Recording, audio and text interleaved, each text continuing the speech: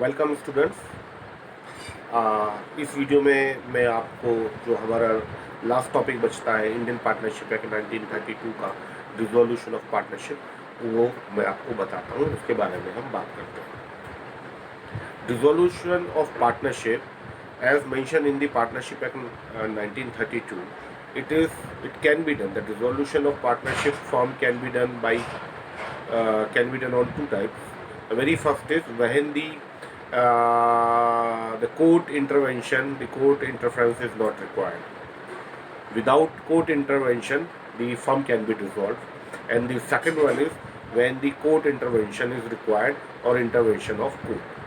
When we talk about when the intervention of court is not required, without intervention of court, the dissolution is happening. It is mentioned in the section 40 to 43 of Indian Partnership Act 1932, whereas intervention of court is mentioned in section 44 of Indian Partnership Act 1932. When we talk about the firms, the partnership firms are dissolved without intervention of court, and it is mentioned under the section 40 to 43. It talks about four types. The very first is by agreement firms can be dissolved, by operation of law it can be dissolved, by happening of certain contingency it can be dissolved, and the last one is at the notice of will. I repeat from the very first, that is by agreement.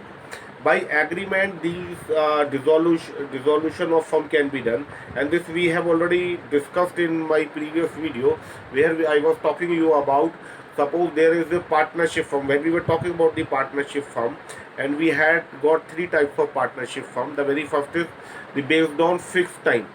जब वो fix time पूरा हो जाता है तो partnership firm dissolve हो जाती है, और या ये पार्टनर्स पर डिपेंड करता है कि वो उस पार्टनरशिप फर्म को डिसॉल्व करना चाहते हैं completion of the fix time, या उसको कंटिन्यू करना चाहते हैं। जैसे कि मैंने आपको अपने प्रीवियस वीडियो में बताया था, सपोज पार्टनरशिप फर्म के पार्टनर किसी पार्टनरशिप को इस्टेब्लिश करते हैं 5 साल के लिए, और 5 साल पूरे होने के बाद ये अब पार्टनर्स पर डिपेंड करता है कि क्या वो उसको डिसॉल्व करेंगे पार्टनरशिप को, या वो उसको कंटिन्यू करना चाहेंगे। तो अगर वो डिसॉल्व करते हैं तो ये बाय एग्रीमेंट सेक्शन 40 में मेंशन है, और अगर वो डिसॉल्व नहीं करते हैं तो it means this is not the part of the mode of dissolution of firm. Second हमने बात किया था कि कोई फिक्स्ड प्रोजेक्ट आ जाता है, उस प्रोजेक्ट की completion as soon as the project will be completed, आपका पार्टनरशिप फर्म डिसॉल्व हो जाएगी। तो ये भी बाई एग्रीमेंट सेक्शन 40 के अंडर में आता है। तो ये दो चीज़ बाई एग्रीमेंट के अंदर में आते हैं, जहाँ पर हम fixed partnership firm can be dissolve, और the partnership which had been establish on basis of specific project. Then second one is operation of law. Operation of law, कैसे ऑपरेशन ऑफ लॉ में एक फर्म डिसॉल्व हो सकती है, इसमें हम बात करते हैं कंप्लीशन ऑफ कंडीशन। कुछ स्पेसिफिक कंडीशन, कुछ कंडीशंस दी होती है पार्टनरशिप डीड में, जैसे ही वो कंडीशंस पूरी होती है, ऑपरेशन से रिलेटेड कंडीशंस होती है, लॉ से रिलेटेड कंडीशन होती है, तो इन फर्म को डिसॉल्व किया जा सकता है। इसके बाद आता है हैपनिंग ऑफ सर्टेन कंटीजेंसीज।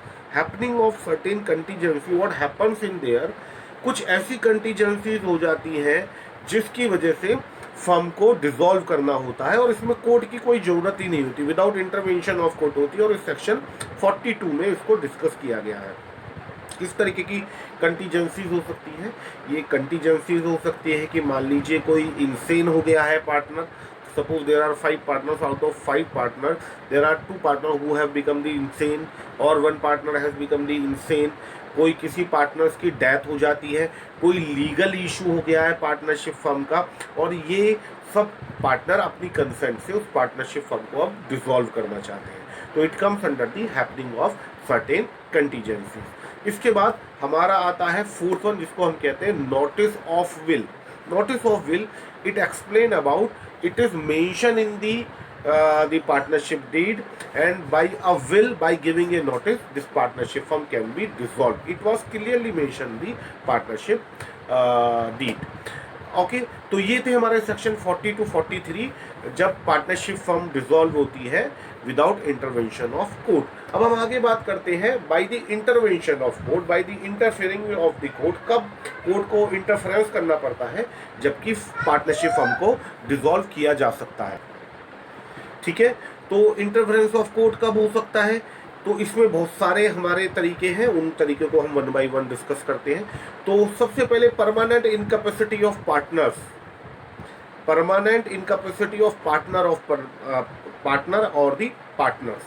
क्या हुआ कि इसमें एक पार्टनर परमानेंट डिसेबल हो गए because of any issue, because of an accident, he met an accident, और because of any issue, because of any case, now he is not able to being the partner of the firm. तो अब क्या होता है, वो partner, उनका representative उस partner का कोर्ट में जाता है और वो कोर्ट में सू करता है, वो कोर्ट से चाहता है कि इस पार्टनरशिप फर्म को डिसॉल्व कर दिया जाए, बिकॉज जो पार्टनर है, जो उनका क्लाइंट है, जो रिप्रेजेंटेटिव है, जो लॉयर है, उनका जो क्लाइंट है वो अब डिसेबल्ड हो गया है, परमानेंट डिसेबल्ड हो गया है। That is why he is not able to perform his duty well. He cannot participate in all functioning of the partnership firm. Therefore, he wants to withdraw, and not he wants to withdraw only. He wants that this partnership firm must be dissolved. Whereas the other partners, they do not want that firm must be dissolved, because the single or the two partners out of 5 partners has got the permanent incapacity. तो बाकी के 3 partner वो ये चाहते हैं, या बाकी के बचे हुए पार्टनर ये चाहते हैं कि फॉर्म चलती रहे, तो ये वाला कोर्स कोर्ट में ऑब्वियसली आप समझ सकते हैं चला जाएगा। इसके बाद कहाँ फिर कोर्ट को जरूरत पड़ती है बीच में आने की, इंटरफेरेंस करने की? वहां पर जहां पर कि कोर्ट में इंसैनिटी हो गया है। मान लीजिए कोई आपका एक पार्टनर इंसेन हो गए हैं, तो उनका रिप्रेजेंटेटिव कोर्ट में चला जाता है कि सर इस कोर्ट को इस पार्टनरशिप फर्म को डिसॉल्व करना चाहिए, जो कि आप देखें तो लॉजिकली सही नहीं है। लेकिन इस केस में एक इशू है, अगर someone who has become the insane, और वो after getting the treatment he recovered from this problem, तो he again may be the partner of the partnership firm. इसके बाद misconduct, third one is misconduct. और ये misconduct क्या होता है कि other than the partners and the partnership firm, एक पार्टनर किसी third party out of the world के साथ कोई मिसकंडक्ट कर देता है, और इस मिसकंडक्ट की वजह से वो बहुत ज़्यादा, third party is very annoyed, and he goes to court and he asked to the court, please dissolve this partnership firm, because in this firm such kind of people, such kind of anti-social elements are working, and this is not for the good health of the society. तो इस तरीके की बातें रख के वो partnership firm को dissolve करने के लिए बोल सकता है। इसको वैसे भी समझ सकते हैं, समझाइए एक पार्टनरशिप फर्म है जहाँ 5 पार्टनर हैं, ABCDE, और ए ने किसी वजह से मिसकंडक्ट कर दिया किसी आउटर पार्टी के साथ अदर देन दी पार्टनर्स, और उस पार्टी का नाम है सपोज XYZ, और इन XYZ के साथ कोई मिसकंडक्ट किया, XYZ is now very annoyed and he goes to court and he ask about the dissolving of the firm, and he raise his different things in support of him, that कि अगर इस तरीके के partner और partnership firm society में रहेंगी तो वो सोसाइटी के लिए गलत है। इसके बाद मिसकंडक्ट आता है, मिसकंडक्ट विद दी को पार्टनर्स। एक पार्टनर अपने को पार्टनर्स के साथ ही मिसकंडक्ट करता है, तो बाकी के पार्टनर इस वजह से कोर्ट में जा सकते हैं और they can ask about the dissolving of the partnership firm. तो मिसकंडक्ट कैसे हो सकता है यहाँ पर, कैसे एक पार्टनर या more than one partner can have misconduct with the other partners of the partnership firm?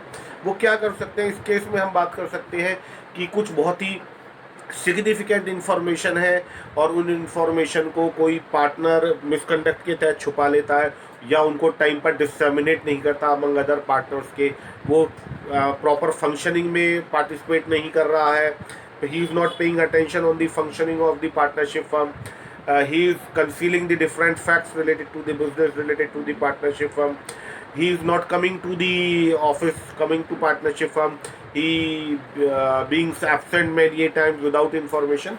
तो ये सारी चीज़ें ऑल टुगेदर मे कम इन दी मिसकंडक्ट। और इसके बाद transfer of shares, transfer of sharing is not available in the partnership act, but अगर एक partner अपने शेयर को ट्रांसफर करता है तो यहाँ भी कोर्ट के इंटरवेंशन की जरूरत होती है और यहाँ भी कोर्ट पार्टनरशिप फर्म को डिसॉल्व किया जा सकता है। और इसके बाद लास्ट हमारा पॉइंट है बिजनेस एट द लॉस। अगर पार्टनरशिप फर्म लॉस में चल रही है तो सारे पार्टनर्स चाहें और इसको डिसॉल्व करना चाहते हैं तो they may proceed for the court and they may give plea to wind up to dissolving the partnership firm. तो ये सारा ऑल टुगेदर मैंने आपको बताया कि किस तरीके से पार्टनरशिप फर्म को डिसॉल्व किया जा सकता है। I hope you will be able to understand now, और अगर आपकी कोई प्रश्न है तो आप मुझसे पूछ सकते हैं। Thank you so much.